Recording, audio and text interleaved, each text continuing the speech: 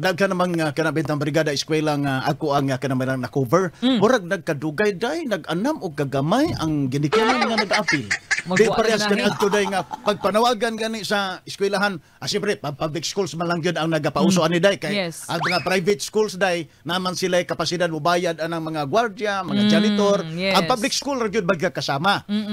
Kani adto pagingon nga brigada eskwela lumpaan na ginikanan dalaguna pala silhig ang inahan gada magkasama trapo kaya na madarapo dito na excited kayo porte makita gini mo na res kadalanan adto na tamari pang sandali na karon day may sale kami nga man ambot ha siguro day daw siguro busy po siguro ang mga ginikanan uban pag kinabuhi ba kanang panginabuhi day ba after pandemic siguro pa factor paingon nga dako naman ang akong anak, ma'am. Siya nalay pa adto dito sa eskwela. Ay, lain man po.